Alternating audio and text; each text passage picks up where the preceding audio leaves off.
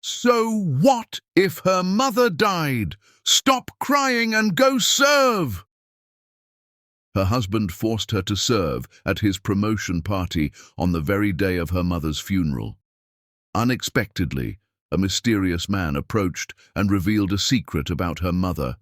"Hi, my beautiful family. Welcome back to Mr. Peter Stories, your own family story channel. May the Almighty surround you with a peace that settles the heart and a strength that carries you through every season. May every woman among us be honored with deep respect, gentle care, and unbreakable dignity, because she is the quiet courage of the home, the steady light in difficult days, and the love that never asks to be seen. May her health be protected, her dreams be lifted, and her sacrifices returned to her as joy. I pray for your homes to be calm, your days to be guided with wisdom, and your nights to be wrapped in rest.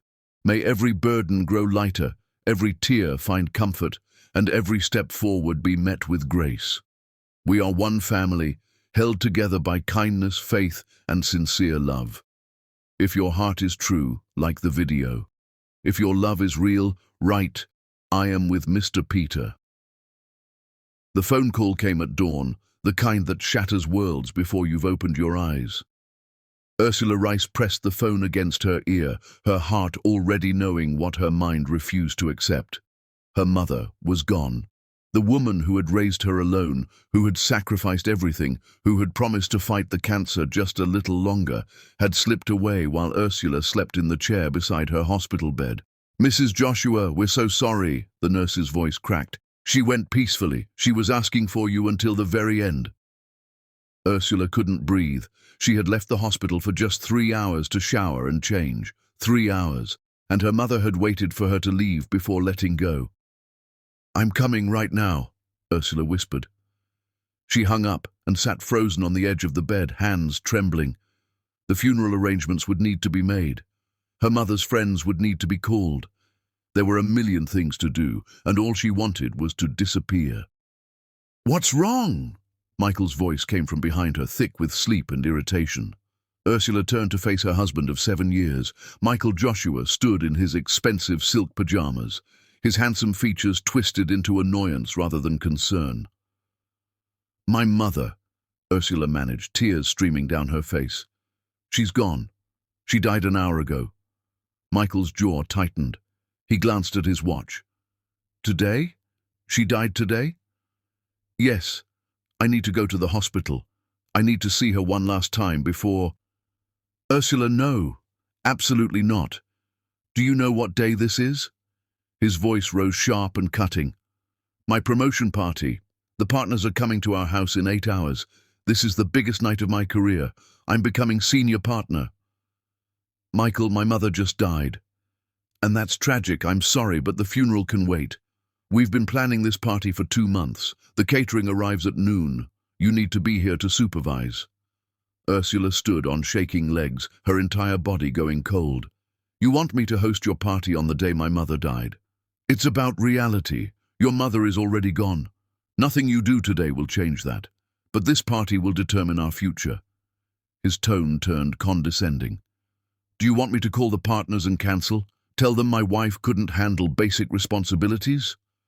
"Basic responsibilities? My mother raised me alone. She's the only family I have, and you want me to serve champagne while she's lying in a morgue? You're being hysterical. This is why I can't rely on you." He grabbed his tie. "Here's what's happening. You're going to shower, put on that black dress, and play the perfect hostess tonight. Tomorrow, after my career is secured, you can fall apart. But tonight, you will smile and serve and make me look good. Understand?" Something cracked inside her chest. Not her heart. That had broken years ago. This was deeper. This was the moment she finally saw him clearly. "No," she whispered. "What did you say?" "I said no. I'm going to the hospital. I'm going to see my mother, and you can explain to your partners why your wife wasn't available." Michael's hand shot out and grabbed her wrist, fingers digging into her skin. "You will do as I say. Let go of me." "You ungrateful—" He shoved her backward. She stumbled against the dresser. I married you when you were nothing. Your mother was a cleaning lady. You should be thanking me for this life." Ursula looked at him and saw a stranger. How had she ever loved this man?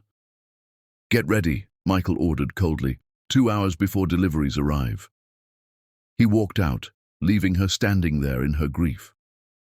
2 hours later, Ursula stood in her kitchen wearing the black dress he had chosen. Her eyes were swollen, but she had covered the damage with makeup. The caterers filled the house with expensive food and clinking glasses. Michael had checked her appearance like furniture and told her to stop looking miserable. "Smile more," he commanded.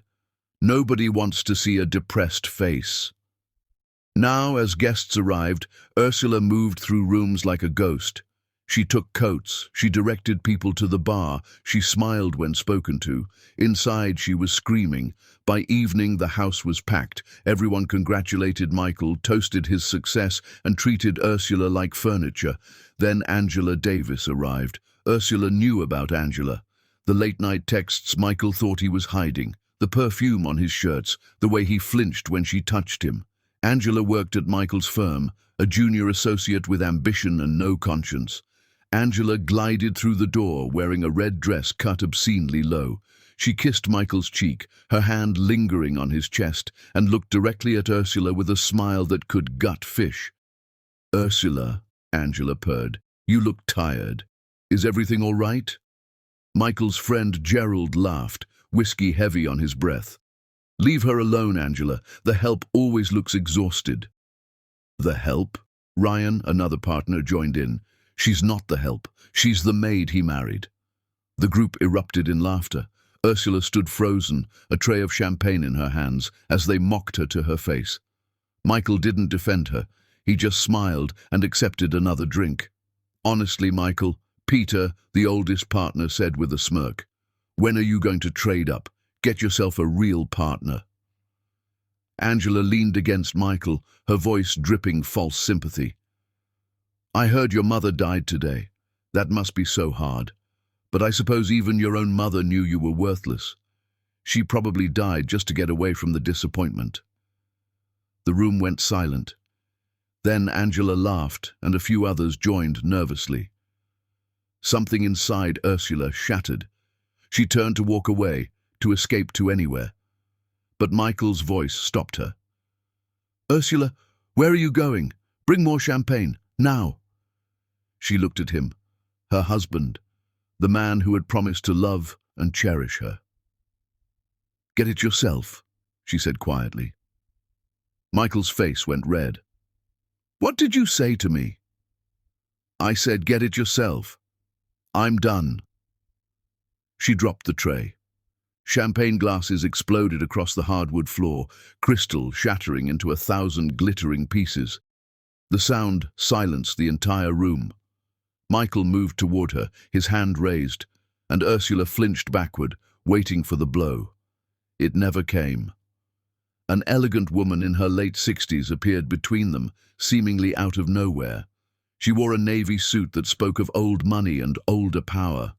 Her silver hair was pulled back perfectly, and her dark eyes held sharpness that could cut steel. "Touch her, young man, and you'll lose that hand," the woman said calmly. Michael froze. "Who the hell are you?" The woman ignored him completely. She turned to Ursula, and her expression softened. "Your mother told me this would happen. She made me promise to watch over you, to wait for the moment when you finally saw him clearly. That moment is now, dear child. Come with me, immediately." "I don't know you," Ursula whispered, tears streaming. "My name is Vivienne Laurent. I was your mother's best friend for 40 years, and I've been watching you suffer long enough." Vivienne extended her hand. "Your mother's funeral is tomorrow. You will attend it. You will bury her with dignity. And you will never serve another champagne glass to another ungrateful man as long as you live. Now take my hand." Ursula looked at Vivienne's outstretched hand. Then she looked at Michael, at Angela, at all the people who had treated her like garbage. She took Vivienne's hand. "Ursula, if you walk out that door, don't bother coming back," Michael snarled. Ursula turned to face him one last time. "Goodbye, Michael. Enjoy your promotion. I hope it keeps you warm at night." She walked out holding Vivian's hand, leaving Michael frozen in his living room, surrounded by shattered glass and stunned silence. Outside, the night air hit her face like a blessing. Ursula took her first free breath in 7 years. Behind her, she heard Angela's voice. "Well, that was dramatic. More champagne, anyone?" And Ursula smiled, because queens don't cry when they leave burning kingdoms. They walk away and let the flames consume everything behind them. Chapter 2. The Woman Who Saw Everything. Vivian's Mercedes smelled of leather and expensive perfume. Ursula sat in the passenger seat, her entire body shaking with adrenaline. They drove in silence through the city streets, while Ursula's mind spun in desperate circles. What had she just done? She had walked out on her husband, on her home, on everything she had known for 7 years. "Where are we going?" Ursula finally asked. "Somewhere safe. Somewhere you can think clearly without that man's poison in your ears. You said you were my mother's best friend. But she never mentioned you, not once." Vivian's expression flickered with pain. "Your mother had her reasons for keeping me separate from you, reasons that will make sense very soon." They pulled up to the Belmont Grand, the kind of hotel where foreign dignitaries stayed and movie stars hid. Ursula had walked past it 100 times but never imagined stepping inside. "I can't afford this," Ursula said immediately. Vivian smiled knowingly. "Dear child, you can afford this hotel and 50 more like it. Come." The penthouse suite was bigger than the house Ursula grew up in. Floor-to-ceiling windows overlooked the entire city. Vivian ordered room service, poured wine, and settled into an armchair like she was preparing for a long conversation. "Sit. We have much to discuss." Ursula sat on the edge of the sofa. "My mother is dead. She died this morning and I wasn't there. I should be planning her funeral, and instead I'm—" "The funeral is already planned. Your mother made all arrangements months ago. Everything is handled. The service is tomorrow afternoon at St. Catherine's. You will attend. You will say goodbye properly. But tonight, we need to talk about what happens after." "After? There is no after. My life just fell apart." Vivian's eyes softened. "No, darling. Your life just began. What you had before wasn't life. It was a cage." She reached into her designer handbag and pulled out a legal envelope. "Your mother left you something. But before I show you this, I need you to understand what kind of woman your mother really was." "I know what kind of woman she was. She worked hard. She sacrificed everything for me. She cleaned houses so I could go to college. Yes, she did all those things. She also owned 52 properties across 3 states, had investments generating 7 figures annually, and left you an estate worth more than $90 million. The room tilted. Ursula stared at Vivian, certain she had misheard. "What?" "Your mother was wealthy, Ursula, extremely wealthy, and she hid it from you deliberately." Vivian handed her the envelope. "Open it." With shaking hands, Ursula pulled out documents, property deeds, bank statements, investment portfolios. The numbers were so large they didn't make sense. "I don't understand. She cleaned houses. I saw her leave for work every morning." "Yes, you did, because she wanted you to see that. She wanted you to understand hard work, the dignity of labor, the importance of never looking down on people who serve. But she also wanted to see who would love you, not for your future inheritance. So she played poor, and Michael showed his true colors perfectly. She was testing him. She was protecting you. When you brought Michael home, your mother saw right through him. She saw a man who loved status and money and himself. But you were in love, and she knew trying to separate you would only push you closer. So she made a different choice. She pretended to be exactly what Michael expected, and she waited to see if he would treat you well anyway. "He didn't," Ursula said, tears streaming. "No. Your mother called me 6 months ago when her cancer became terminal. She told me everything. How Michael belittled you, controlled your money, made you feel worthless. She made me promise to watch from a distance, to be ready for the moment when you finally broke free. Tonight was that moment." Vivienne stood and opened a laptop. She clicked keys and turned the screen toward Ursula. Your mother left you something else. A message. Her mother's face appeared on screen, thin and drawn but still beautiful. Ursula's breath caught. My darling daughter. Her mother's voice came through, and Ursula broke down sobbing. If you're watching this, then I'm gone. And Vivienne has done what I asked. I'm so sorry I wasn't strong enough to stay longer, baby. But listen carefully to what I'm about to tell you. Ursula pressed her hand against the screen, desperate to touch her mother one more time. I lied to you about many things. I lied about being poor. I lied about cleaning houses. Well, I didn't lie exactly. I did clean houses, but they were houses I owned, checking on my properties. Everything I did was real, but the reason behind it was different than you thought. Her mother's face grew serious. I built an empire, Ursula. Vivienne and I started investing in real estate when we were your age. We bought properties nobody wanted in neighborhoods nobody believed in. We became very wealthy. And I hid it from you because I wanted you to grow up normal. I wanted you to understand struggle and empathy and kindness. Money changes people. I never wanted that for you. Her mother took a labored breath. When you brought Michael home, I knew immediately what kind of man he was. Vivienne and I researched him thoroughly. He was engaged to someone else when he met you, a woman from a wealthy family. She broke it off when she discovered he was cheating. He targeted you next because he thought you came from poverty, that you would be grateful for his attention, easy to control, and I watched you marry him because you were so in love, and I couldn't bear to be the mother who took your happiness away. Tears streamed down her mother's face on screen, but I also couldn't watch him destroy you completely, so I stayed quiet about my wealth. I let him think I was nothing.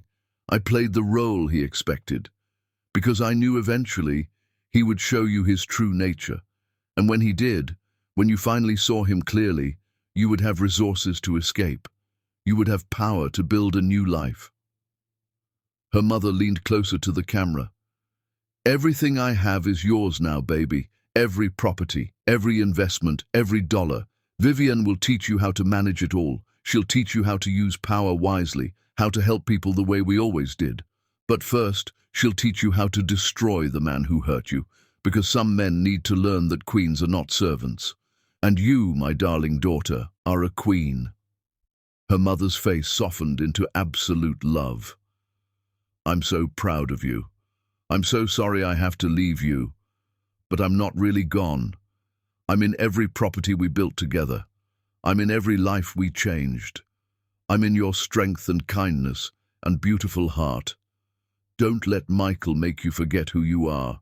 You are my daughter. You are unstoppable. Now go show the world what happens when they underestimate a woman who has nothing left to lose. The screen went black. Ursula sobbed until she couldn't breathe.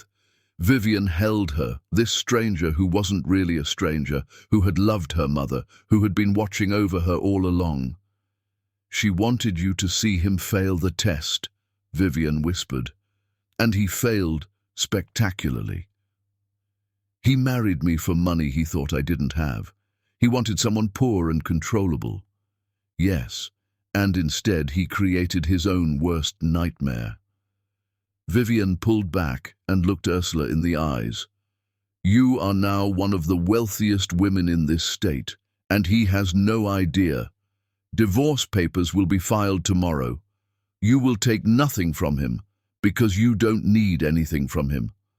But you will take everything that matters, your dignity, your freedom, and your power. Ursula looked at the documents again. 52 properties, millions of dollars. An empire built by her mother and this remarkable woman. What do I do now? Vivienne smiled like a wolf. Now, dear child, you learn how to make them beg. Your mother gave you resources. I will give you education. And together we will teach Michael Joshua what it costs to break a queen. I want to destroy him, Ursula said, surprised by the coldness in her voice. Good. Anger is fuel. We'll use it wisely."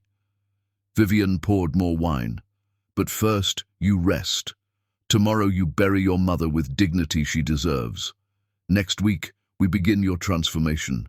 And by the time Michael realizes what's happening, it will be far too late to stop it."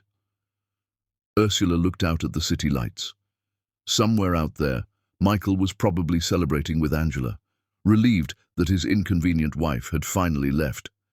He had no idea the war had only just begun.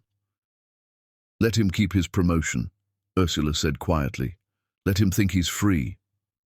"Why?" Ursula smiled, and it wasn't kind. "Because I'm about to build an empire on his ashes, and when I'm done, he'll beg for mercy I'll never give." Chapter 3. Rising from his ashes. 6 months had passed since Ursula walked out of Michael's house.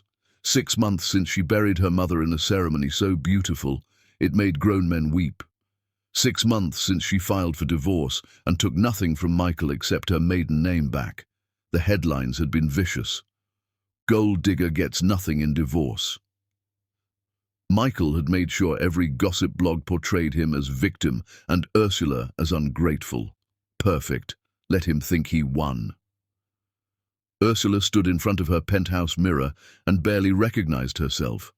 Her hair, once long and plain because Michael preferred it that way, was now cut into a sharp, shoulder-length style. She wore a tailored navy suit that cost more than Michael's monthly salary. Her makeup was subtle but flawless, and her eyes, once dull with suppressed misery, now burned with purpose. Vivienne appeared behind her. "Ready?" "More than ready." The past 6 months had been an education. Vivienne had been ruthless, drilling her in business strategy, real estate management, investment portfolios, and most importantly, how to wield power without raising your voice. "Rich people don't shout," Vivienne had taught her. "Rich people speak softly and make others lean in. That's real power." Today was their first move. They drove to Pinnacle Group, the marketing firm where Angela Davis worked, or rather, had worked. Past tense. Ursula walked into the sleek building with Vivienne beside her. The receptionist looked up, smiled professionally.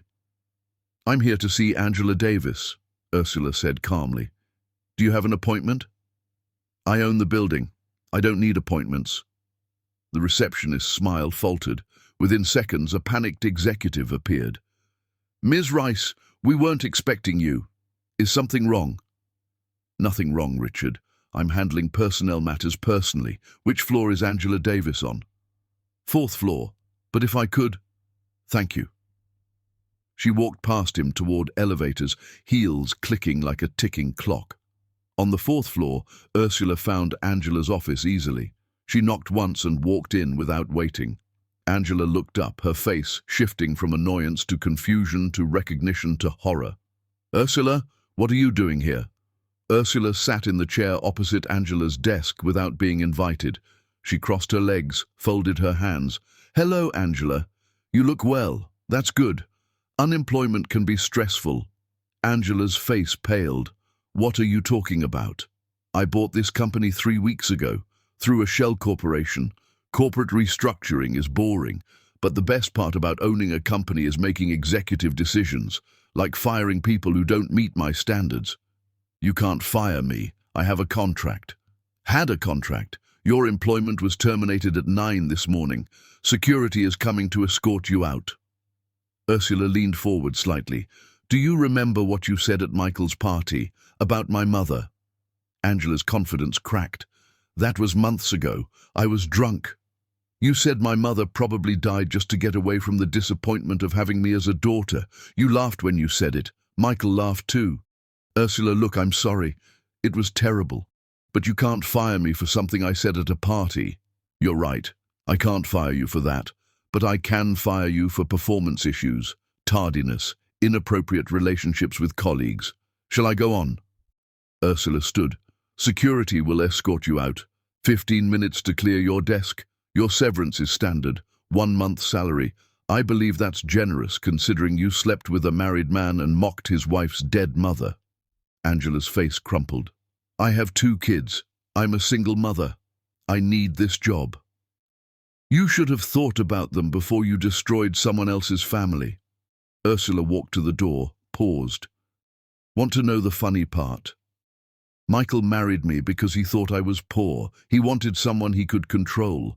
But it turns out my dead mother was worth more than Michael will ever see in his life. And now I own the building where you work, the gym where you exercise, and the apartment complex where you live. Your rent just tripled. Consider it a lesson in choosing better men. She walked out, leaving Angela frozen. Security arrived as Ursula waited by elevators. She watched dispassionately as they entered Angela's office. 30 seconds later, Angela emerged carrying a small box, her face red and tear-stained. Their eyes met briefly. Ursula smiled. Then she stepped into the elevator and disappeared. Her next stop was Riverside Luxury Apartments, where Gerald, Ryan and Peter lived. They had mocked her at the party, called her the maid he married while drinking Michael's whiskey. The property manager met Ursula in the lobby. Ms. Rice, I have all documents prepared as you requested. Excellent. Let's review. They sat in the property office. We have 3 tenants who meet your criteria. Gerald Lawson in 4B, Ryan Chen in 6C, Peter Morrison in 8A. All 3 have leases renewing next month. Perfect timing. Ursula scanned numbers. Market rate for comparable units? About triple what they're currently paying. The previous owner kept rents artificially low. How generous of him. New policy effective immediately. All rents adjust to market rate at renewal. Send notices today. Ursula signed documents. Also, I want to meet with each personally. Schedule appointments this week. Don't tell them who the new owner is. Let it be a surprise. 3 days later, Gerald showed up annoyed at being summoned. He walked into the conference room wearing a designer suit and entitled Irritation. Look, I don't know what this is about, but I'm busy. If this is about that noise complaint, it's not about noise, Ursula said, stepping from behind the door. Gerald spun around, his face cycling through confusion to recognition to panic. Ursula? Hello, Gerald, thank you for coming. Please sit. What are you doing here? I own the building. I own the management company. I own the parking structure where you keep your car. Would you like to sit or receive your lease renewal term standing? Gerald sat heavily. You own this building? I own 20 buildings in this city. This is just one. Ursula slid a document across the table. Your rent is increasing. 30 days to decide if you want to renew or vacate. He looked at the number and went white. This is 3 times what I'm paying. Market rate. You've been getting a discount for years. All good things end. She stood to leave. Oh, Gerald, remember calling me the maid he married at Michael's party? Gerald shifted uncomfortably. That was just a joke. We were drinking. Jokes are funny. What you did was cruel. Consider this rent increase a lesson in treating people with dignity. She paused at the door. You have a nice car. I noticed it in the parking garage, the one I own. Your parking fees are also increasing. Details in the packet. She left him staring at documents like a death sentence. Ryan and Peter received identical visits over the next 2 days. Both reacted with shocked disbelief. Both were denied exceptions.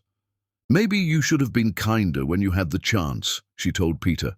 Cruelty has interest rates. You're paying yours now. By week's end, all 3 men had signed new leases.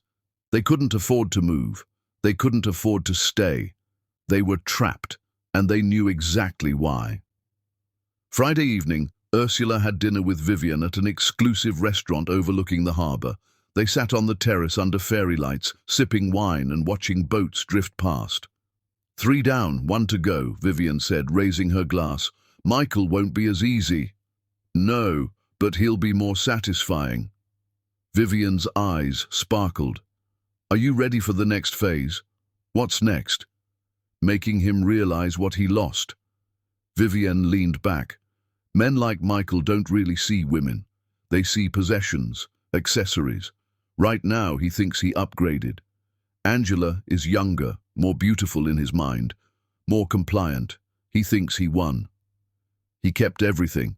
No, darling, he kept nothing. And soon he'll realize that. Vivian pulled out her phone, showed Ursula a photograph. This is you from 6 months ago. Ursula looked at the image from Michael's party. She looked exhausted, hunched, defeated. A woman who had forgotten how to stand straight. Now look at yourself today. Ursula glanced at her reflection in the restaurant window. The difference was staggering. She looked powerful, confident, completely transformed. Next week, you're on the cover of Metropolitan magazine. Feature article about young women in real estate development. They've been begging for an interview, and when that magazine hits stands, Michael will see it. He'll see what you've become, and he'll realize the servant he thought he married was actually a queen he was never worthy of. I don't want his regret. I want his ruin. Patience, regret comes first. Ruin comes later. We're building a symphony. Each movement must hit at exactly the right moment. Vivian's smile was pure, predatory satisfaction. Trust me, by the time we're done, Michael Joshua will wish he died before he met you. Ursula raised her glass. To patience, then, and to queens who build empires on ashes of men who tried to break them. They clinked glasses as the sun set, painting the sky in fire and gold. Somewhere across the city, Michael was probably celebrating with Angela, relieved his burden of a wife had left. He had no idea his world was already burning, and Ursula had only just begun to strike the match. Chapter 4. When Queens Reclaim Their Thrones. The magazine hit stands on a Tuesday morning, and by noon, the internet exploded. Ursula stared at her phone as notifications rolled in. The photograph on the cover was striking, her in a charcoal suit, standing on a rooftop with the city skyline behind her. The headline read, "The Real Estate Queen You've Never Heard Of. How Ursula Rice Built a $90 million Empire." The article detailed her portfolio, her business philosophy, and included one quote Ursula was particularly proud of. "Some people marry for money. I married for love.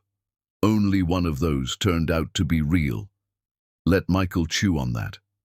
By Wednesday, 3 business news shows had requested interviews. By Thursday, she had been invited to speak at 2 conferences. And by Friday, when she walked into Sterling & Associates, Michael's law firm, everyone in the building recognized her, including Michael. The receptionist's eyes went wide. "Ms. Rice, I mean, Mrs. Joshua." "Rice is fine. I'm here for the board meeting." "Board meeting? I don't have you scheduled." "You will in 3 minutes." Right on cue, senior partners began arriving. Thomas Sterling himself approached with his hand extended. "Ms. Rice, what an unexpected pleasure. We've been trying to reach you all week." "Have you? That's strange. I've been quite easy to find." Ursula shook his hand with just enough pressure to establish dominance. "Perhaps you were calling my old number, from when I was married to your junior partner." Sterling's smile tightened. "Congratulations on your success. The article was impressive." "Thank you. Shall we begin the meeting? I'm eager to discuss the firm's future." Sterling's confusion was palpable. "I'm sorry, but I think there's miscommunication. We don't have a meeting scheduled." "We do now. I'm the majority shareholder of Sterling & Associates as of 48 hours ago. Didn't you receive notification?" The color drained from Sterling's face. Behind him, other partners froze, and down the hallway, Michael stood completely still, coffee in hand. "That's impossible," Sterling said weakly. "This firm is privately held." "Was privately held. Your primary investor, Whitmore Capital, had significant debt that I purchased. When they couldn't pay, I acquired their assets, including their majority stake in this firm." Ursula pulled a folder from her briefcase. "Everything is legal and documented." Sterling took the folder with shaking hands. He scanned contents, and his face went grey. "Conference room. Now," he said tersely to his partners. They filed into the glass-walled conference room like men walking to executions. Ursula followed calmly, Vivian materializing behind her. Michael tried to slip away, but Ursula's voice stopped him. "Michael, you too. This concerns you especially." Inside, 15 partners sat around a massive table. Ursula took the seat at the head, traditionally reserved for Thomas Sterling. Nobody dared object. "Gentlemen, I'm sure you're shocked. Let me ease your minds. I have no intention of dismantling this firm. You've built something respectable over 40 years. I respect that." Visible relief rippled through the room. "However, I believe changes are necessary, starting with leadership structure. Thomas, you'll remain managing partner, but you'll report directly to me on all major decisions.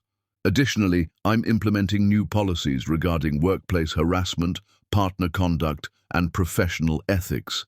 She slid packets across the table. "The most significant change: any partner engaged in extramarital affairs with junior associates will be immediately terminated. No exceptions." Michael's coffee cup hit the table with a sharp sound. "Furthermore, I'm restructuring junior partner positions. Michael Joshua, your promotion to senior partner is revoked. You'll return to junior partner status effective immediately." Michael shot to his feet. "You can't do that." "I can, and I just did. Sit down." "This is insane. You're doing this because we got divorced." "No, Michael, I'm doing this because you're mediocre at your job and only got promoted because Thomas owed your father a favor." Ursula finally looked at him directly. "Your billable hours are below firm average.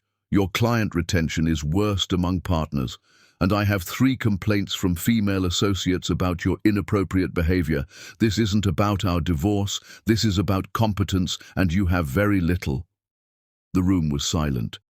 "You have 2 options. Accept the demotion and prove you deserve to work here, or resign. Either way, I'm cutting your salary 60% to match your actual value." Michael's face went through every shade of red before settling on purple rage. "I'll sue for wrongful termination." "Please do. I have excellent lawyers. In fact, I have every lawyer in this room." She smiled pleasantly. "Sit down, Michael, or leave, but stop wasting everyone's time." He sat, hands clenched into fists. Ursula turned to other partners. "I'm also promoting Diane Richardson to senior partner. Her performance has been exemplary." Diane, repeatedly passed over for promotion, looked like she might cry. "Thank you, Ms. Rice." "Thank you for your excellent work, Diane." Ursula closed her folder. "These changes are effective immediately. I expect full cooperation. Now, I believe you all have work to do." She stood, and the meeting was over. Partners filed out quickly, whispering in shocked tones. Michael remained seated, staring at the table. Ursula walked over and leaned down to speak in his ear. "Did you really think I would just disappear, Michael? That I would fade into obscurity while you celebrated your promotion and your mistress?" Her voice was soft, deadly. "I'm not the woman you married anymore. That woman died the day you chose a party over her mother's funeral. What's in front of you now is something you created, something you should be very afraid of." She straightened. "Oh, and one more thing. Your company car is being repossessed, your parking spot is being reassigned, and your office is moving to the basement level. Consider it a fresh start. Maybe you'll learn to treat people with basic human decency." She walked out with Vivian, leaving Michael sitting alone in his humiliation. In the elevator, Vivian laughed. "The basement? You're putting him in the basement. He'll have a nice view of the parking garage." "You're magnificent. Your mother would be so proud." Ursula's expression softened. "I wish she could see this." "She can, darling. Wherever she is, she's watching and cheering." They exited into brilliant sunshine. Ursula's car was waiting, but she decided to walk. She needed air.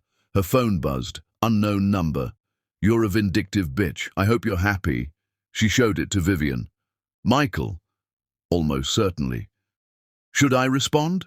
Ursula thought, then typed, "I'm the bitch you created. You should be proud." She hit send and blocked the number. They continued walking, passing the restaurant where Michael had proposed 8 years ago. She remembered her excitement, believing she was marrying her soulmate. How naive. "Do you regret it?" Vivian asked. "Marrying him? No. If I hadn't married him, I never would have learned what I'm capable of. Pain is an excellent teacher." "Indeed it is." They turned a corner and found themselves in front of an upscale cafe.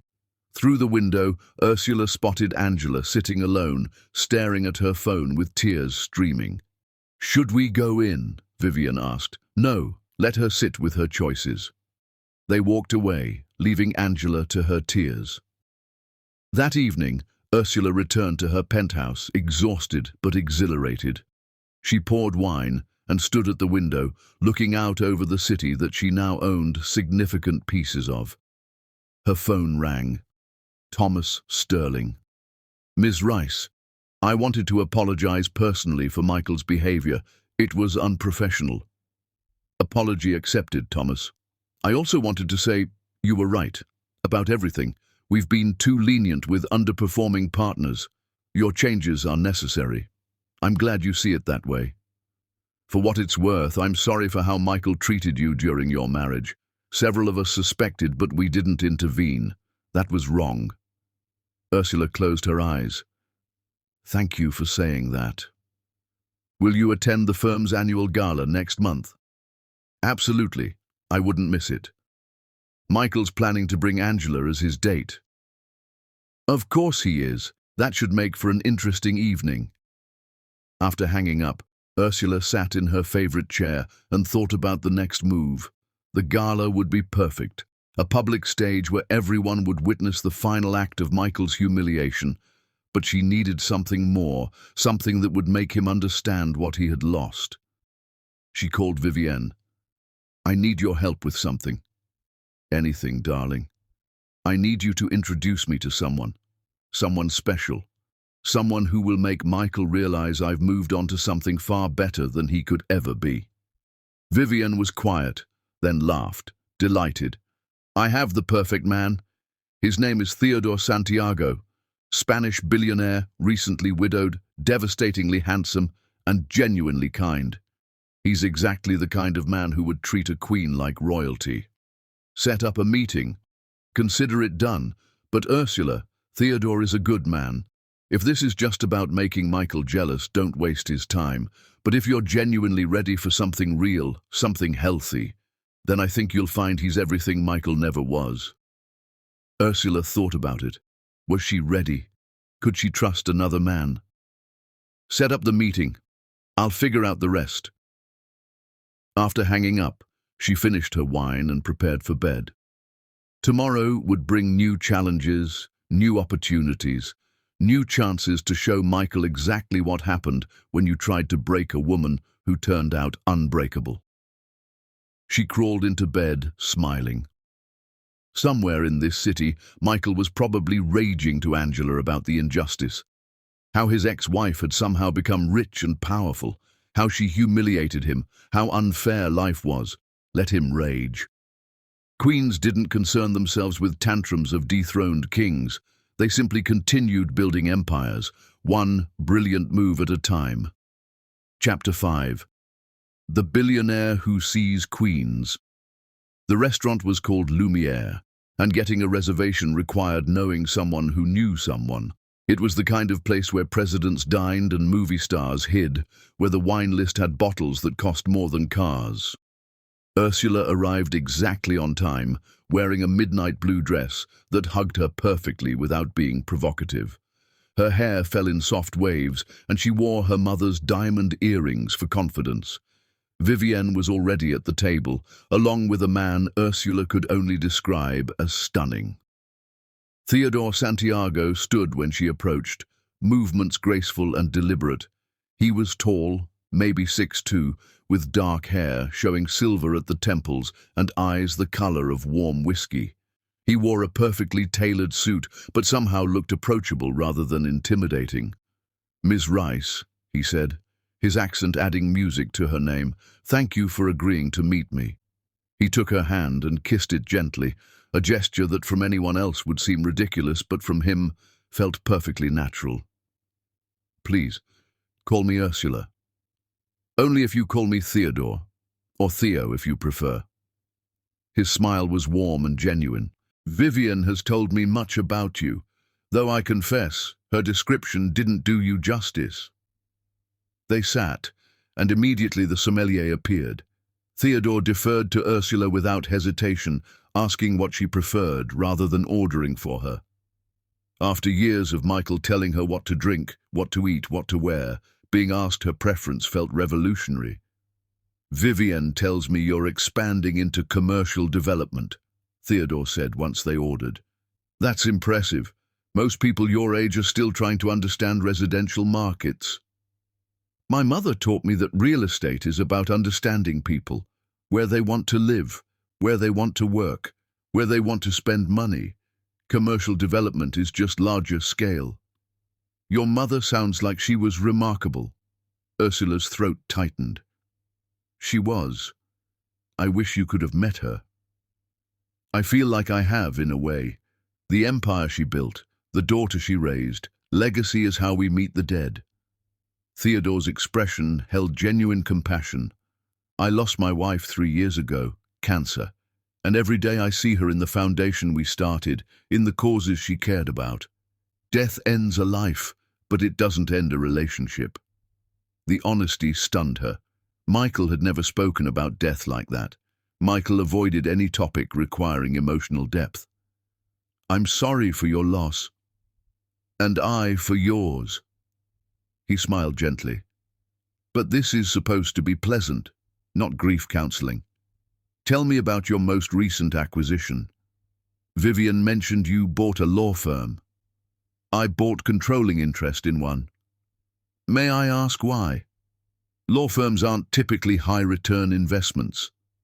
Ursula hesitated. Should she tell him the truth? That she bought the firm to humiliate her ex-husband? Would that make her seem petty?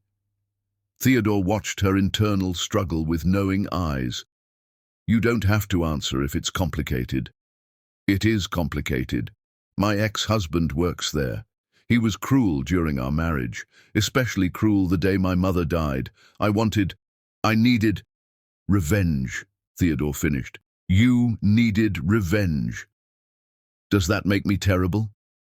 "It makes you human." He leaned back.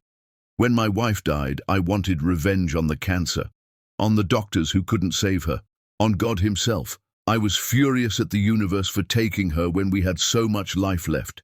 Revenge is just another face of grief." "But you didn't actually take revenge." "Didn't I? I donated $50 million to cancer research specifically to fight the type that killed her. I funded trials and treatments and pushed for faster drug approvals. Some might call that noble. But in darkest moments, I know it was revenge. Revenge against the disease that took her. Revenge against my own helplessness." His eyes met hers. "So no, Ursula. Wanting revenge doesn't make you terrible. What matters is what you do with that anger." The waiter arrived with their first course. Ursula had a moment to process Theodore's words. She had expected judgment. Instead, she found understanding. "Vivienne tells me you're planning to open a women's shelter in your mother's name," Theodore said. "How did you know?" "I haven't announced it publicly." He smiled. "Vivienne and I have known each other for 20 years. She tells me things, and I have a foundation that supports exactly those projects. I'd like to help fund it, if you'll let me." "Why?" "Because shelters save lives. Because women escaping abuse need safe places to rebuild. Because your mother built an empire and hid it to teach humility, and now you want to use that empire to help others. Those are good reasons." He paused. "Also, I think you're extraordinary, and I'd like an excuse to see you again." Ursula felt her cheeks flush. "You're very direct." "Life is too short to play games. My wife taught me that. When she got sick, we stopped wasting time on politeness and pretense. We said what we meant. We loved fiercely and honestly." He touched her hand gently. "I'm not trying to replace what you lost. I'm not trying to fix you, but I am trying to know you, and I'd like the chance to show you what it looks like when a man sees you as an equal, not a servant." Before Ursula could respond, her phone buzzed. She glanced at it automatically. "Michael, where did you get money to buy my firm? Did you sell yourself to some rich old man? That's probably it. Congratulations on being a prostitute." Theodore didn't look at the phone, but his expression suggested he could guess the content. "Your ex-husband." "How did you know?" "Because your face just went from open to closed. because your shoulders tensed, because whoever sent that has power to hurt you, and that kind of power usually comes from intimate knowledge. He squeezed her hand. You don't have to read his messages. I know, but part of me needs to see what he's thinking, how much it's eating at him. May I offer advice? Please. Revenge is satisfying in the moment, but real power comes from indifference. The day you can delete his messages without reading them is the day you truly win. Theodore released her hand and picked up his wine. But until then, if watching him suffer gives you peace, I understand that too. The rest of dinner passed in easy conversation. Theodore told her about his business, shipping and logistics, boring on paper, but fascinating when he described global supply chains. He asked intelligent questions about her properties and seemed genuinely interested rather than just waiting his turn to talk. It was so different from Michael, who treated every conversation like a competition he needed to win. When dessert arrived, Vivian excused herself with a knowing smile. I have calls to make. You two continue without me. Once she was gone, Theodore's expression grew serious. I need to be honest about something. Ursula's guard went up. All right. Vivian didn't arrange this dinner just because she thought we'd get along. She arranged it because she's worried about you. She thinks you're drowning yourself in revenge instead of healing. She wanted me to show you that not all men are like your ex-husband. I know not all men are like Michael. Do you? Or have you decided that all relationships are power struggles where someone wins and someone loses? The question hit harder than expected. That's not fair. No, it's not. But it's true, isn't it? Theodore's voice was gentle but insistent. You've built walls so high nobody can hurt you. That's smart. That's survival. But it's also lonely. I'm fine being lonely. Are you? Because from where I'm sitting, you look like someone who's won every battle but lost the war. He leaned forward. I'm not saying you shouldn't destroy your ex-husband. If that's what you need, do it. Make him pay for every cruel word. But don't forget to build something for yourself too. Don't let his poison be the only thing that motivates you. Ursula felt tears prickling. Why do you care? Because I see you, Ursula. Not the revenge, not the empire, not the transformation. I see the woman underneath who's terrified of being hurt again, and I want you to know that healing is possible. Love is possible. Not with me necessarily, though I'm interested, but with someone. Someday, when you're ready. She looked at this man, this stranger, who somehow understood her better in one dinner than Michael had in 7 years. I don't know how to trust anyone. That's all right. Trust is built slowly, one dinner at a time, one conversation at a time. He signaled for the check. So let me ask, would you like another dinner? Next week, maybe? What if I'm not ready? Then we'll have dinner as friends. No pressure, no expectations. Just two people who understand loss sharing a meal and maybe laughing about something ridiculous. He smiled. I'm told I'm very good at making people laugh. Ursula found herself smiling back. Okay, one more dinner, as friends. Perfect. They walked out into a perfect evening. The city was alive with light and sound, people rushing home or heading to shows or simply existing in beautiful chaos. Theodore's car was waiting, a simple black sedan rather than the ostentatious sports car Michael would have driven. He opened the door for her, another small gesture that felt monumental. Thank you for tonight, Ursula said. I needed this more than I realized. Thank you for taking a chance on a stranger. He touched her cheek gently. You're going to be okay, Ursula. Better than okay. You're going to be extraordinary. She got in and watched him through the window as her driver pulled away. He stood on the sidewalk, hands in pockets, watching her leave with an expression both peaceful and hopeful. Her phone buzzed again. Another message from Michael. She picked it up, ready to read whatever venom he'd sent. Then she stopped. Remembered Theodore's words. Real power comes from indifference. She deleted the message without reading it. Then she blocked his number. And for the first time in months, She felt something that wasn't anger or grief or determination. She felt possibility. The car drove through city streets while Ursula stared out the window, her mind spinning with thoughts of Theodore and revenge and healing and hope all tangled together. She had spent 6 months building an empire on Michael's ashes. Maybe it was time to build something for herself too.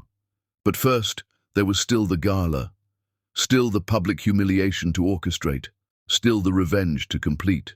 Because Theodore was right about one thing, she was drowning herself in revenge. But he was wrong about something too.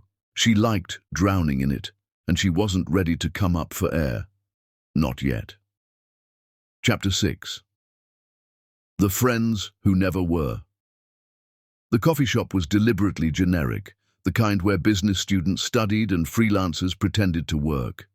Ursula chose it specifically because it was where powerful people never went, which made it perfect. Gerald arrived first, looking significantly less confident than at Michael's promotion party. His designer suit had been replaced with business casual, and he had the exhausted appearance of someone working twice as hard for half the recognition. He spotted Ursula in the corner booth and approached cautiously. "Thank you for meeting me," he said, sliding into the seat. "You're welcome." "Coffee?" She gestured to the pot. "No, thank you. I'm trying to cut back." He fidgeted with his phone. "Look, Ursula, I know I was terrible to you at Michael's party. I was drunk and stupid and trying to impress the other guys. It was wrong. I'm sorry. Are you apologizing because you're actually sorry, or because I tripled your rent?" Gerald had the decency to look ashamed. Both, honestly, but mostly because I've been thinking about it lately, about what we said to you, how we treated you, and I realized we were just cruel, for no reason except that Michael made it seem acceptable. Ursula poured herself more coffee. "Tell me something, Gerald. Did you ever actually like Michael? Or were you just friends because he was useful?" The question caught him off guard. "What do you mean?" "I mean, Michael had connections. He came from money. His father was influential. Being his friend opened doors. But did you actually enjoy his company? Or was it transactional?" Gerald thought about it, his expression troubled. "Honestly, I'm not sure. We've been friends since law school, and I guess I never questioned it. He was always just there. But looking back, I'm not sure I even like him as a person. He's arrogant. He treats people terribly. He cheated on you constantly, and we all knew it and said nothing." "Why didn't you say something?" "Because it wasn't my place?" Gerald shook his head.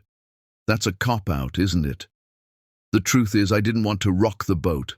I didn't want to be the guy who ruined the fun, so I stayed quiet and let him destroy you." "Do you know what Michael did the day my mother died?"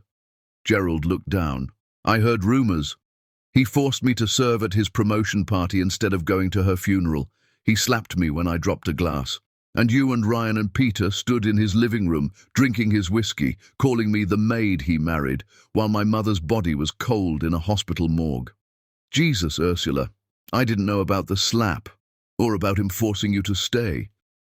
Would it have mattered if you did? Would you have said something?" Gerald's silence was answer enough. Ursula leaned back. "I didn't ask you here to listen to your apology, Gerald. I want to understand something.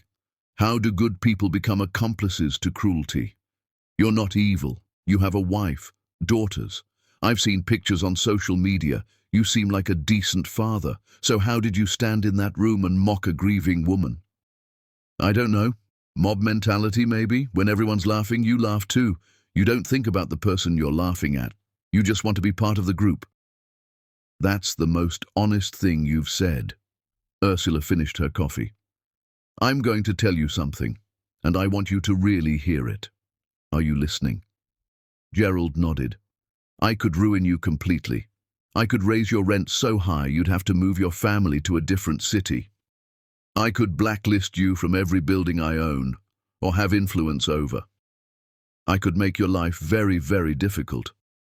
She paused. "But I'm not going to do that." Relief flooded his face. "Thank you. I'm not finished.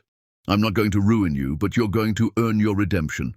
Starting today, you're going to volunteer at the women's shelter I'm opening, 6 hours every weekend for the next 6 months. You're going to listen to women's stories about escaping abusive relationships. You're going to help them rebuild. You're going to learn what it feels like to be treated like you're worthless. And maybe, if you actually do the work, you'll become a better man. Gerald swallowed hard. And if I refuse? Then I'll know you're not actually sorry. And I'll make sure everyone in your professional and personal life knows exactly what kind of man you are. She slid a business card across the table. That's the shelter's address. You start this Saturday. Be there at 9. She stood to leave, but Gerald's voice stopped her.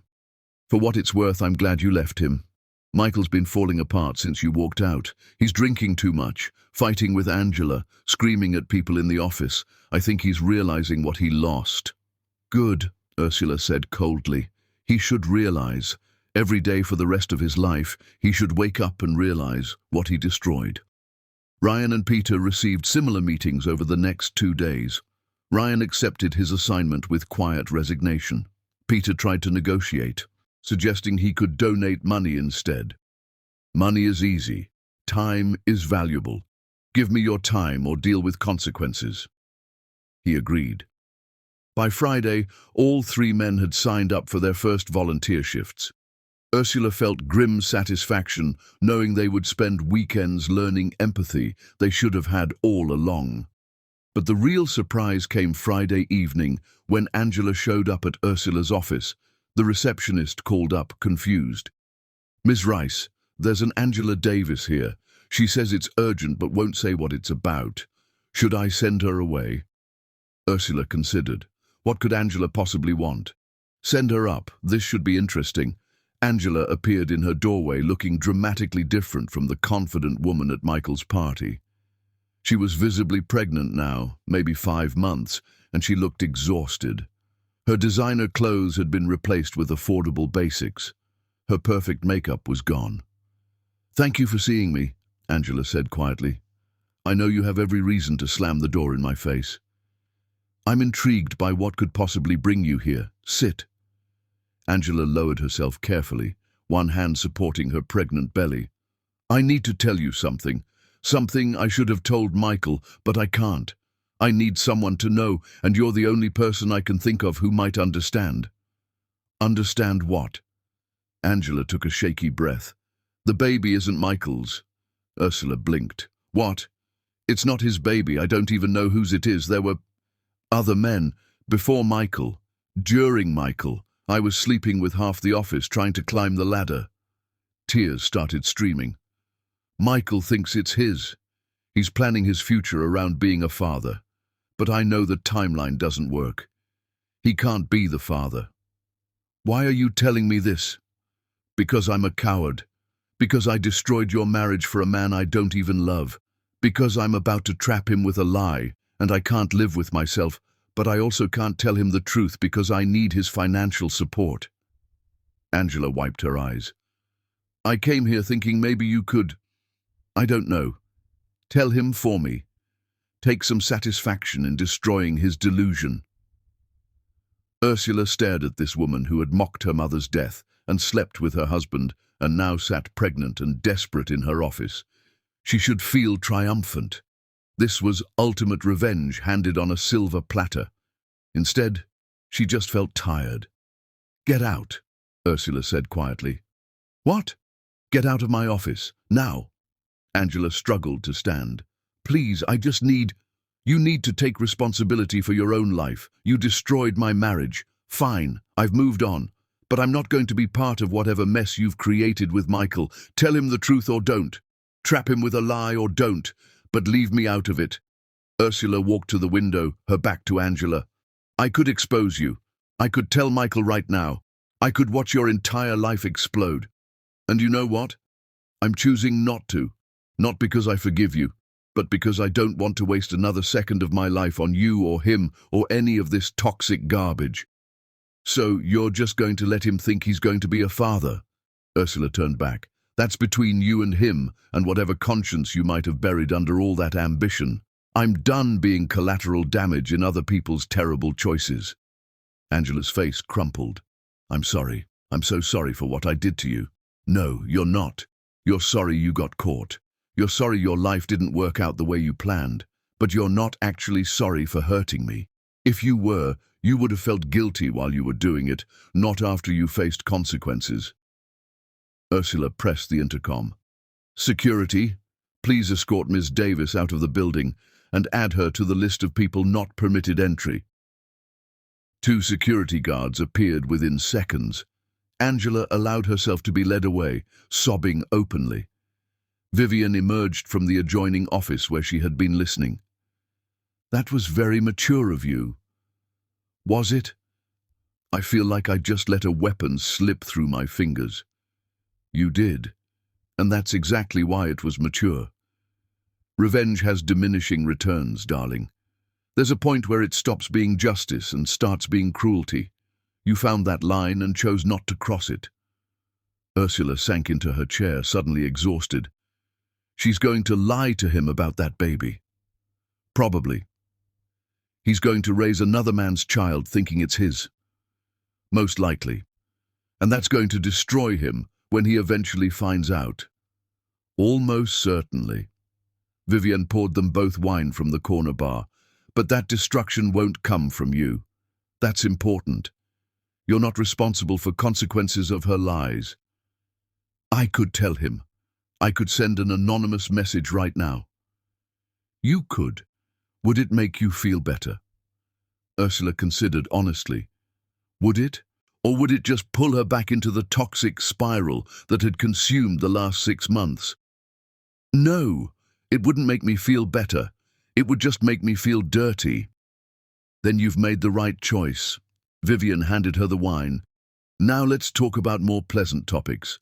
Have you decided what you're wearing to the gala next week? I have a dress picked out. Red. Stunning. Completely inappropriate for a law firm function, which makes it perfect. Vivian laughed. And will Theodore be accompanying you? He will. We've had dinner 3 more times this week. He's different. Good different. He actually listens when I talk. He asks questions about my life and seems genuinely interested. Do you trust him? I'm learning to. It's slow, but yes, I think I do. Good, because he's absolutely smitten. He called yesterday to ask what kind of flowers you prefer. Ursula felt her cheeks warm. He did. Peonies, I told him. Your mother's favorite. It is. They drank in comfortable silence, watching the sunset. Somewhere out there, Michael was probably still raging about his demotion. Angela was probably panicking about her pregnancy. Gerald, Ryan, and Peter were probably dreading their first shifts at the shelter. And Ursula was here, in her corner office, drinking good wine with her mentor, planning for a gala where she would show everyone exactly who she had become. Life was pretty good. The revenge was satisfying. But the healing was better. Chapter 7. The Proposal That Shattered Him. The Sterling and Associates Gala was held at the Grandview Hotel, a historic landmark with marble columns and crystal chandeliers that looked like frozen waterfalls. Everyone who mattered in the city's legal and business communities would be there, dressed in their finest, networking with champagne and practiced smiles. Ursula arrived deliberately late, stepping out of Theodore's car at exactly the moment when most guests had arrived, but the evening hadn't officially begun. Timing was everything. Her dress was red silk that moved like liquid fire, cut perfectly to showcase her figure without being vulgar. Her mother's diamonds glittered at her throat and ears. Her hair was swept up in an elegant twist. Theodore stepped out beside her, wearing a tuxedo that had definitely been custom-made in Italy. He looked like old money and quiet power, the kind of man who never needed to announce his importance because everyone already knew. He offered his arm. Ready? Absolutely. They walked into the hotel together, and the entire lobby seemed to pause. Conversations faltered, heads turned. Ursula could feel the weight of 100 stares following her progress across the marble floor. Perfect. Thomas Sterling was first to greet them, approaching with his wife Clara. Ms. Rice, you look stunning, and you must be Theodore Santiago. It's an honor. They shook hands while Clara pulled Ursula aside with barely concealed curiosity. My dear, you've been the subject of so much speculation. Everyone wants to know your story. Most of it is probably exaggerated. Is it true you bought Michael's company just to demote him? I bought the company because it was undervalued and poorly managed. Michael's demotion was simply correcting an unearned promotion. Clara's expression suggested she didn't quite believe that, but she was too polite to push. Well, you've certainly made an impression, and your date is devastatingly handsome. How charitable of you both. Clara's eyes darted past Ursula. Oh dear, Michael just arrived with Angela. This could be awkward. Only if people make it awkward. I don't care who Michael dates or where he goes. He's not relevant to my life anymore. Which was mostly true. She didn't care about Michael emotionally, but she absolutely cared about this public moment. Michael entered the ballroom with Angela on his arm. She wore a maternity dress that tried to be fashionable but mostly looked uncomfortable. Her pregnant belly was obvious, and she seemed self-conscious, one hand constantly resting protectively over the bump. Michael looked worse than Ursula expected. He had lost weight unhealthily. His tuxedo hung slightly loose. His face was drawn and tired, and when his eyes found Ursula across the room, standing beside Theodore in her red dress, something inside him visibly broke. Ursula watched his expression cycle through shock, rage, jealousy, and finally something that looked almost like grief. She felt a moment of unexpected empathy. This was a man realizing, perhaps for the first time, what he had truly lost. Then she remembered him slapping her, forcing her to serve at his party, mocking her grief. The empathy evaporated. Theodore leaned down to whisper in her ear, "He's staring at you like you're a ghost. Let him stare." They moved through the party together, Theodore introducing her to people she had only read about. A federal judge, a state senator, the CEO of a pharmaceutical company. Everyone treated her with respect because Theodore's presence signaled that she mattered. It was intoxicating. Halfway through the evening, Theodore pulled her onto the terrace overlooking the city. The night air was cool and perfect, strings of lights casting golden glow. "Are you having a good time?" he asked. "I am, actually. I thought this would feel like work, but you make it feel like an adventure." "That's because you're magnificent at this. You light up every room." He took her hands. "I need to tell you something." "Okay." "I wasn't entirely honest when we first met. I told you Vivian introduced us because she thought we'd get along. That was true. But there was another reason." He paused. "My wife, before she died, made me promise something. She made me promise I wouldn't spend the rest of my life alone, that I would find someone who made me want to wake up, someone who challenged and inspired me and made me remember what it felt like to be truly alive." Ursula's heart was suddenly beating fast. "Theodore, I'm not asking you to be that person, not yet. We barely know each other. But I want you to know that I see the possibility. I see a future where we could be extraordinary together, and I wanted to ask if you see it too." Before Ursula could answer, fireworks exploded over the harbor. Someone had arranged a display for the gala, brilliant colors painting the night sky. Everyone rushed to the terrace to watch, crowding around them. Theodore smiled at the interruption. "I have terrible timing, apparently. Or perfect timing. That was quite the dramatic backdrop for a speech." "Wait until you see what I have planned for the actual speech." "Actual speech?" Theodore's expression turned mischievous. "Did Vivian not tell you? I'm giving the keynote address tonight about philanthropy and social responsibility. I may have written a section specifically about supporting women's shelters, and I may have mentioned you by name. You're going to announce the shelter tonight? With your permission. I thought it might be nice to have an audience when we share what we're building together." Ursula's eyes filled with tears. "You're remarkable, Theodore Santiago." "I'm trying to be worthy of a remarkable woman." He touched her cheek gently. "So what do you say? May I tell the world about our shelter? About the legacy you're building for your mother?" "Yes, absolutely yes." The fireworks finale erupted overhead, and the crowd applauded. Theodore kept his eyes on Ursula, ignoring the spectacle completely. Later, after dinner, Theodore took the stage. The room quieted immediately.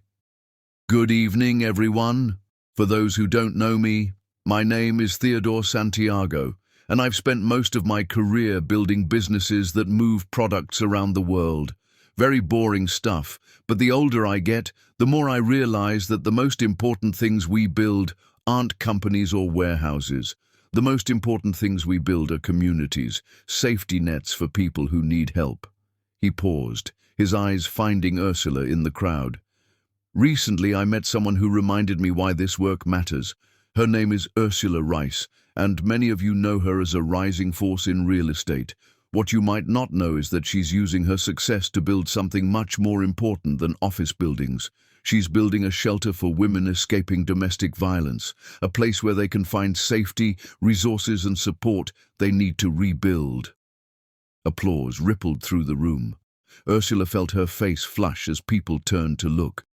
The shelter will be called the Grace Laurent Center, named after Ursula's mother, who built her own empire from nothing and taught her daughter that true wealth means helping others. And I'm honored to announce that my foundation will be matching dollar for dollar any donations made tonight. More applause, louder this time. Theodore continued speaking about domestic violence statistics, about the importance of community support, about lives that could be saved with proper resources.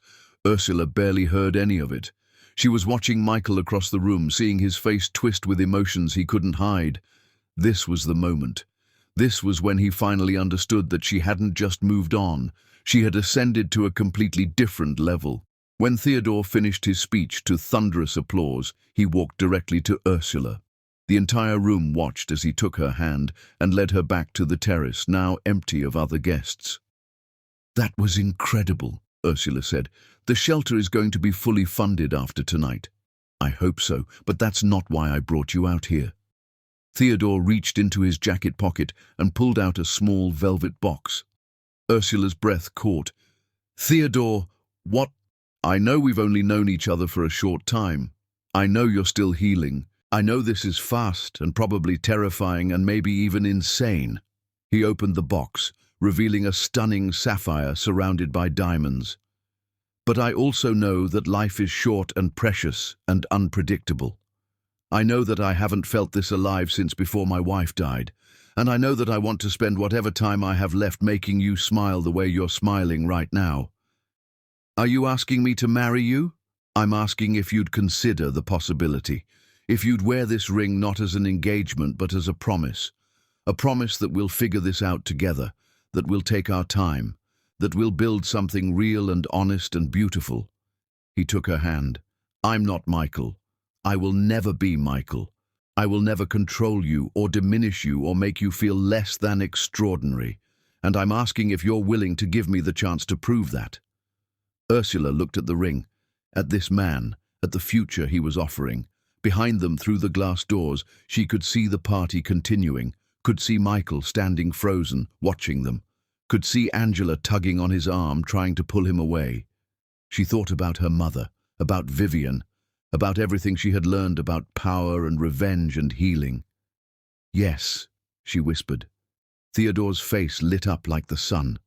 He slipped the ring onto her finger, and it fit perfectly. Then he kissed her, gently and sweetly, with all the tenderness Michael had never shown. When they pulled apart, they heard screaming. Through the glass doors, they could see Michael being restrained by security. He was shouting something, his face red with fury. Angela was crying. People were backing away, creating a circle of shocked spectators. "Should we go see what that's about?" Theodore asked. "No, whatever he's going through has nothing to do with us. Let security handle it." They walked back inside, hand in hand, Ursula's sapphire glittering in the light. People immediately noticed the ring and began congratulating them. Vivian appeared, her face glowing with satisfaction. "I see congratulations are in order. It's a promise ring, not an engagement, not yet. Yet, I like that word." Vivian kissed her cheek. "Your mother would be so happy, darling, so proud of everything you've become." Security escorted Michael out through a side door. Ursula caught one last glimpse of him, disheveled and broken, being led away from the party he used to dominate. She felt no triumph, no satisfaction, just quiet closure.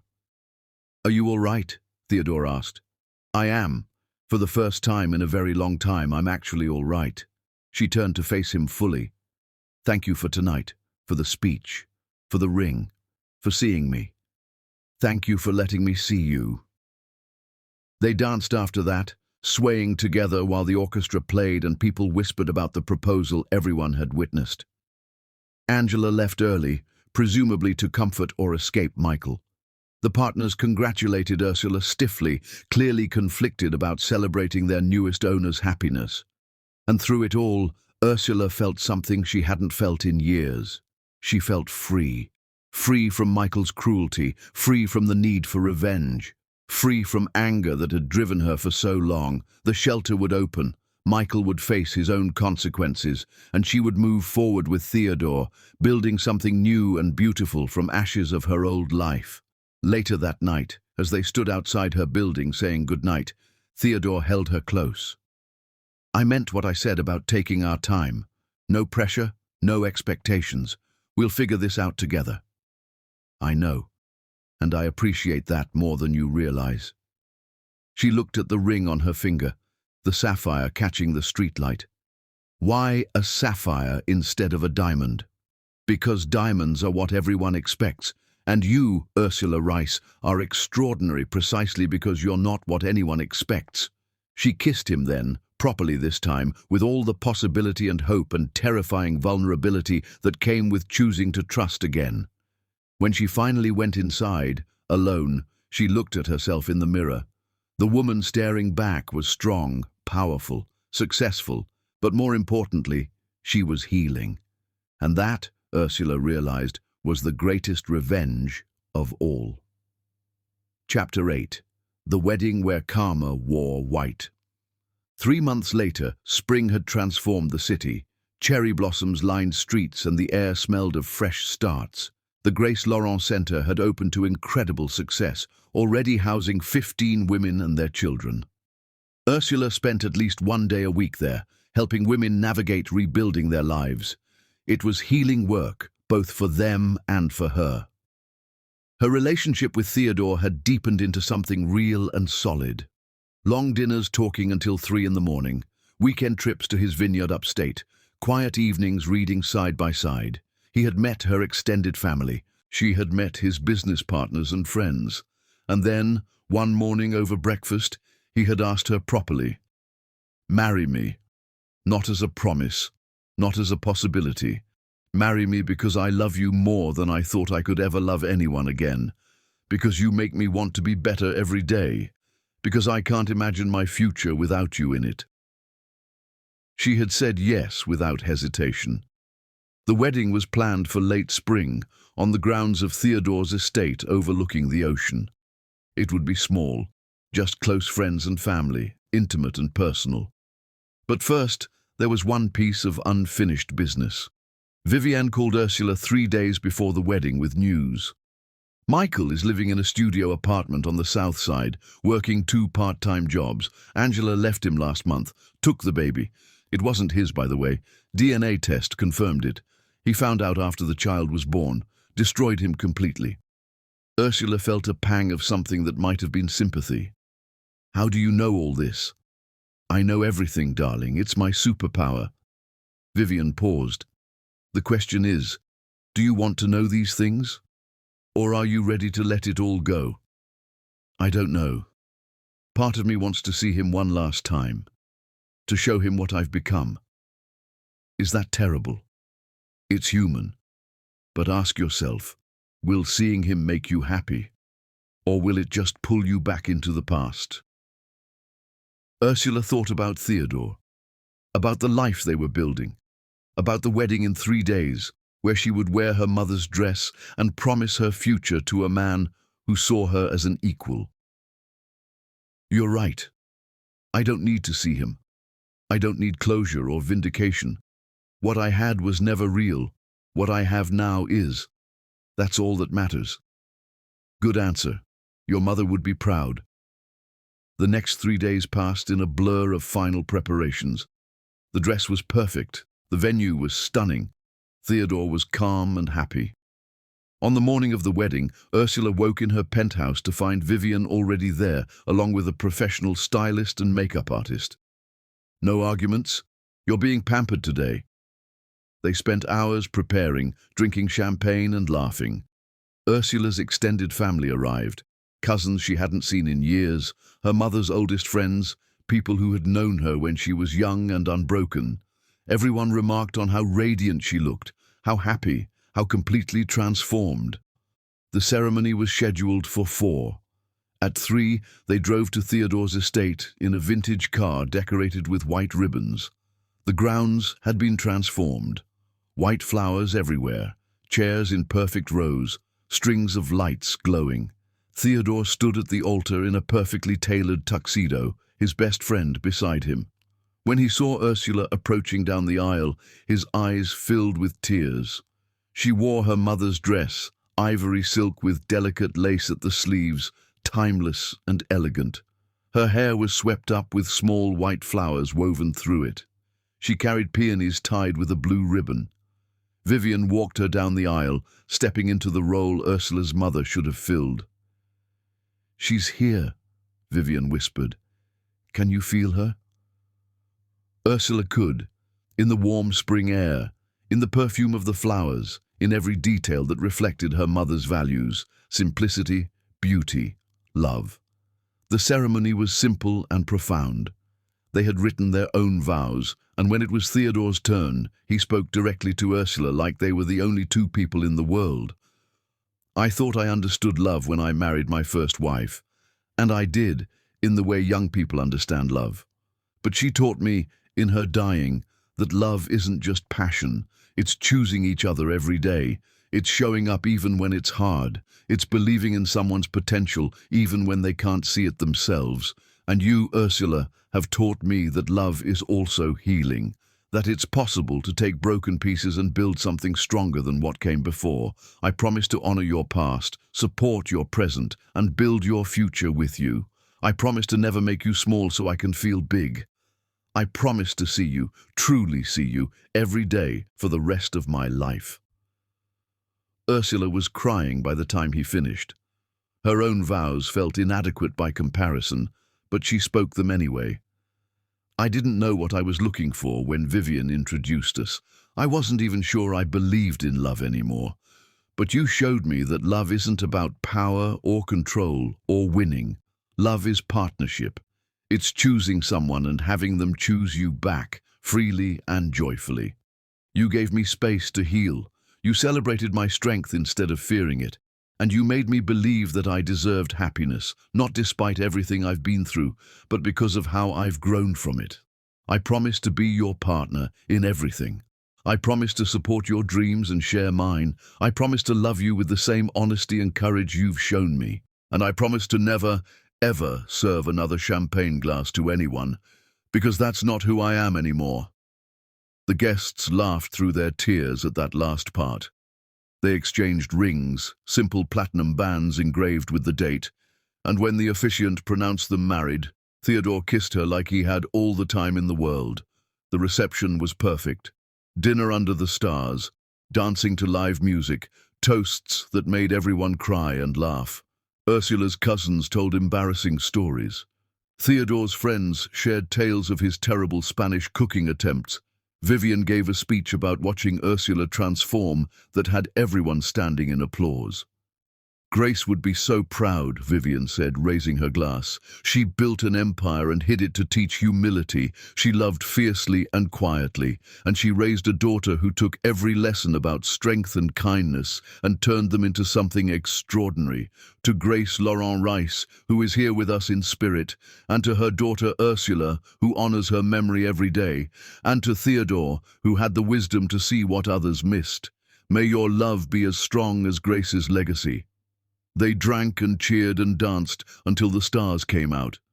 Ursula stood with Theodore at the edge of the reception, watching their friends and family celebrate, and felt complete. Not because a man had completed her, but because she had completed herself and then chosen to share that completeness with someone worthy. "Happy?" Theodore asked, pulling her close. "Happier than I knew was possible." "Good, because I have one more surprise for you." "Theodore, you've already given me everything." "Not quite everything." He gestured toward the house, where a screen had been set up on the terrace. "Come with me." They walked hand in hand to the terrace, where a video screen displayed a frozen image of Ursula's mother. It was the video Vivienne had shown her months ago, but longer, unedited. "How did you get this?" "Vivienne gave it to me. She thought you should see the rest. The part she didn't show you before because you weren't ready." Theodore pressed play. Her mother's face came to life, smiling that familiar smile. "Hello again, baby girl. If you're watching this part, it means you've found someone. Someone good. Someone who treats you the way you deserve. And I want to tell you something I never got to say in person." Her mother's eyes were bright with tears. "I'm sorry." Ursula's chest tightened. "I'm sorry I didn't protect you better from Michael. I saw the signs early, but I convinced myself I was being overprotective. I thought love would change him. By the time I realized how bad it was, you were already deep in that marriage, and I didn't know how to save you without destroying the relationship we had. So I stayed quiet and watched you suffer, and that was wrong. I should have fought harder for you." Her mother wiped her eyes. "But I also want you to know that I never doubted your strength. Even when you couldn't see it, I saw it. You are my greatest achievement, Ursula. Not the properties or the money. You. The kind, brilliant, resilient woman you've become despite everything trying to break you. And if you found someone who sees that too, someone who loves you for your strength and not despite it, then I want you to know I approve. I'm giving you my blessing from whatever comes after this life. Love him. Trust him. Build something beautiful together, and never, ever forget that you are enough, exactly as you are." The video ended. Ursula was sobbing. Theodore held her while she cried, not trying to fix it, just being present. "She knew," Ursula said finally. "She knew I would find someone like you. She planned for it. Vivienne told me your mother made her promise to find you a good man after Michael showed his true colors. She apparently had very specific requirements." "What requirements?" "Successful but not obsessed with success. Kind but not weak. Strong but not controlling. Someone who had loved deeply before and understood the value of it. Someone who would see you as a partner, not a possession." Theodore smiled. "I'd like to think I meet most of those criteria." "You meet all of them." Ursula kissed him softly. "Thank you for this. For everything. For seeing me when I couldn't see myself. That's what love does. It holds up mirrors until we remember who we really are." They stood together on the terrace, watching their wedding reception continue below, listening to music and laughter drifting up through the spring air. Somewhere in the city, Michael was probably struggling through another shift at whatever job kept him barely afloat. Angela was probably figuring out single motherhood with a baby that reminded her daily of her lies. And Ursula was here, married to a man who loved her completely, surrounded by people who celebrated her happiness, living a life her mother had dreamed for her. The revenge had been satisfying, but this, standing in Theodore's arms on their wedding night, was so much better. "Shall we rejoin our guests?" Theodore asked. "A few more minutes. I want to remember this moment exactly as it is." They stood together in comfortable silence, the kind that only comes when two people are completely at peace with each other. Ursula thought about the woman she had been at Michael's promotion party. Broken, exhausted, invisible. That woman was gone. In her place stood a queen who had built her own kingdom, chosen her own king, and finally understood that the best revenge wasn't destruction. It was living so well that the past became irrelevant. "All right," she said finally. "Let's go dance with our people." They walked back down to the reception hand in hand, and when they entered the dance floor, everyone cheered. The band struck up something romantic, and Theodore spun Ursula around like they were the only two people who existed. Vivian watched from the sidelines, her eyes shining with satisfaction and love. The party continued late into the night, but eventually guests began leaving, kissing the bride and groom goodbye, wishing them happiness and long life, and all the things people wish newlyweds. When the last guest had gone and staff were cleaning up, Ursula and Theodore walked through the grounds, still in their wedding clothes, not quite ready to let the day end. "Do you think we'll always be this happy?" Ursula asked. "No, we'll fight sometimes. We'll have hard days and difficult decisions and moments when we drive each other crazy. But I think we'll always choose each other, and that's better than happiness. That's love." Ursula leaned her head against his shoulder. "My mother would have loved you. I wish I could have met her." "You did, in a way. You met everything she built, everything she taught me. When you love me, you're loving her legacy. Then I'm honored to carry it forward with you." They walked until they reached the edge of the property where the land met the ocean. The waves crashed against rocks below, eternal and powerful. The moon painted a silver path across the water. "This is my favorite place on earth," Theodore said, "and now it's yours too." "Ours. Everything from now on is ours." He kissed her as the ocean sang its ancient song and the stars watched from above. And somewhere in the city, in a small apartment that smelled of loneliness and regret, Michael Joshua lay awake wondering how he had lost everything. But that was his story to live with. This was hers, and it was only just beginning. Chapter 9. The Empire She Built on His Ashes. 1 year later, Ursula stood in the conference room of the Grace Laurent Center, addressing a room full of women who had escaped situations similar to hers. The shelter had expanded beyond expectations, now housing 40 women and children across 2 buildings. "You are not broken," Ursula told them, her voice steady. "You are rebuilding, and rebuilding is the bravest thing anyone can do." Afterward, Vivian pulled her aside. "There's something you need to know. Michael's been asking about you." Ursula's stomach tightened. "What do you mean?" "He's been calling my office, leaving messages. He wants to see you, says he needs to apologize properly." Vivian's expression was carefully neutral. "I've ignored him, but he's persistent." "Let him be persistent. I have nothing to say to him." "He's lost everything, Ursula. Angela took the baby and moved across the country. His parents won't speak to him. He's working as a janitor in one of your buildings." "I know, I approved the hiring. It seemed fitting." Vivian raised an eyebrow. "You knew he was working for you?" "The property manager flagged his application. I could have rejected it, but I thought manual labor would teach him humility." Ursula picked up her briefcase. "If he wants to apologize, he can write a letter." But fate had other plans. 2 weeks later, Ursula arrived at the Riverside building for a routine inspection. She was walking through the lobby when she heard a familiar voice. "Excuse me, ma'am, you dropped something." She turned. Michael stood there in a janitor's uniform, holding her pen. He looked like he had aged a decade. His hair was graying, his face was gaunt. His hands, once soft from office work, were now calloused and rough. Their eyes met, and time seemed to stop. "Hello, Ursula," he said quietly.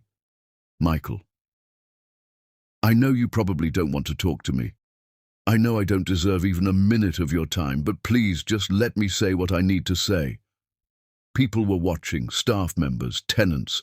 She could make a scene, have security remove him, humiliate him publicly. But she was better than that now. "You have 5 minutes. My office, 3rd floor." They rode the elevator in silence. Michael kept his distance, shoulders hunched. When they entered her private office, he remained standing near the door. "Sit," Ursula commanded, taking her seat behind the massive desk. He sat, looking like a child called to the principal's office. "You wanted to apologize." "Apologize." Michael took a shaking breath. "I destroyed the best thing that ever happened to me.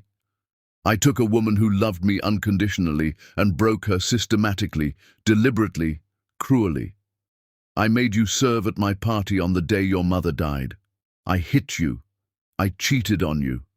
I told you that you were worthless until you believed it, and I did all of that because I was terrified that you were better than me, stronger than me, and if I let you shine, everyone would see how mediocre I really was." Ursula said nothing, just watched him with cold eyes. "When you left, I told myself you were the problem, but then everything fell apart. Angela's baby wasn't mine. My promotion got revoked. My friends abandoned me, and I realized you weren't the problem. I was. I have always been the problem." Tears streamed down his face. "I'm not asking for forgiveness. I don't deserve it. I'm just asking if there's any way I can make amends." "You want to make amends?" Ursula leaned forward. "You want redemption?" "Yes, please. Then keep cleaning floors, keep scrubbing toilets, keep doing the work you once looked down on. And every day when you see people walking past you like you're invisible, remember that's how you treated me." She stood. "You don't get forgiveness, Michael. You get consequences. And if you work here for the next 20 years without complaint, if you show up every day and do your job with dignity, maybe then you'll understand what I gave you that you threw away." Michael's face crumpled. "I understand. Thank you for even letting me work here." "Don't thank me. Thank the hiring manager who believed in second chances." She walked to the door, opened it. "Your 5 minutes are up." He stood slowly, defeated. At the doorway, he paused. "For what it's worth, I'm glad you found someone who treats you right. Theodore Santiago is a good man. Much better than I ever was." "I know." Ursula's voice softened slightly. "Goodbye, Michael. Do better. Be better. Not for me. For yourself." He nodded and left. Ursula closed the door and leaned against it, taking a deep breath. She had expected to feel triumph, victory, satisfaction. Instead, she just felt free. Free from anger. Free from the need for revenge. Free from the past that had haunted her. Her phone buzzed. "Theodore. How did it go?" It went. "I think I'm finally done. Done with revenge. Done with letting him take up space in my life. Done with anger. Just done." "Good. Come home. I have dinner waiting. I'll be there in 30 minutes. I love you." "I love you too." She hung up and looked around her office, at the empire she had built, at the success she had achieved, at the life she had created from ashes. Gerald, Ryan, and Peter had all completed their volunteer requirements at the shelter. All three had apologized sincerely and continued volunteering even after their mandatory time was up. They had learned. They had grown. Angela had moved across the country and was doing well. She had enrolled in nursing school and was raising her daughter alone, working hard to build a life she could be proud of. And Michael? Michael was learning what it meant to work hard, to be invisible, to understand the value of dignity in labor. Ursula gathered her things and headed home to Theodore, to the life they had built together, to the shelter that bore her mother's name, to the future that stretched out before them. She drove through the city as the sun set, painting the sky in gold and pink, the same city where she had buried her mother, the same city where she had learned what it meant to rise from ashes. But it was also a new city, her city, a place where she had built something meaningful, where she had helped women escape the same hell she had survived, where she had found love that healed instead of harmed. When she arrived home, Theodore was waiting with dinner and wine and a smile that made her heart sing. "Welcome home, Mrs. Santiago." "It's good to be home, Mr. Santiago." They ate together, talking about their days, laughing, enjoying the simple pleasure of each other's company. And somewhere in the city, Michael finished his shift, rode the bus to his studio apartment, and sat alone with his regrets. But that wasn't Ursula's story anymore. Her story was here, in this beautiful home, with this beautiful man, building this beautiful life. The revenge was complete, the healing was ongoing, and the future was extraordinary. Chapter 10. The Queen's Mercy. 2 years had passed since Ursula walked out of Michael's promotion party, 2 years since she had built an empire on his ashes, 2 years since she had learned what it meant to be truly seen by someone who loved her. The Grace Laurent Center was now a national model for domestic violence shelters. Ursula had opened 3 more locations across the state, each one saving lives and rebuilding futures. She stood in the original shelter on a crisp autumn morning, preparing for the ribbon-cutting ceremony of their newest expansion. The building had been renovated to include childcare facilities, job training programs, and counseling services. Vivian arrived early, elegant in a cream suit. "Are you ready for today?" "More than ready. This is what it was all about, not the revenge. This. Your mother would be proud beyond words." The ceremony was scheduled for noon. By 11, the crowd had gathered: politicians, donors, community leaders, and most importantly, the women who had been helped by the center. As Ursula prepared to give her speech, she noticed a familiar figure standing at the back of the crowd: Michael. He wore his janitor's uniform. Having come during his lunch break, he didn't approach. He just stood quietly, watching. Their eyes met across the crowd. He nodded slightly. She nodded back. And that was all. Ursula stepped up to the microphone. "Thank you all for coming today. This center represents more than bricks and mortar. It represents hope.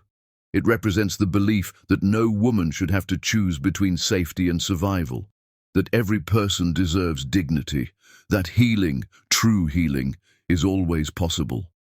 She paused, looking out at the crowd, at Theodore standing proudly beside Vivienne, at the community that had embraced this mission. "My mother taught me that wealth isn't measured in bank accounts.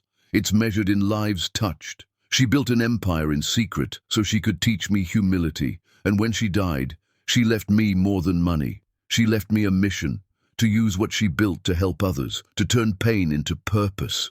Ursula's voice grew stronger. "Every woman who walks through these doors carries a story of survival, and every woman who walks out carries a story of hope. That's what we're building here, not just shelter. We're building proof that better futures are possible, that queens aren't born, they're forged in fire and raised from ashes." The crowd applauded. Ursula cut the ribbon, and people filed into the new facility. Later, as the ceremony wound down, Michael approached hesitantly. "That was a beautiful speech," he said quietly. "Thank you. I just wanted you to know I've been volunteering here, at night after my shift, helping with maintenance. I know it doesn't make up for what I did, but—" "Michael." Ursula's voice was gentle but firm. "You don't owe me explanations. You don't owe me anything except to be better than you were. Are you being better?" He thought about it honestly. "I'm trying. I went to therapy. I'm working through why I treated you the way I did. I'm learning that hurt people, and I was hurting for a long time, before I ever met you. That's not an excuse. No, it's not. But it's an explanation, and I'm working to break those patterns." Ursula studied him. The man standing before her was different from the one she had married, humbled, broken down and rebuilt. Still flawed, but trying. "I forgive you," she said finally. Michael's eyes filled with tears. "You don't have to.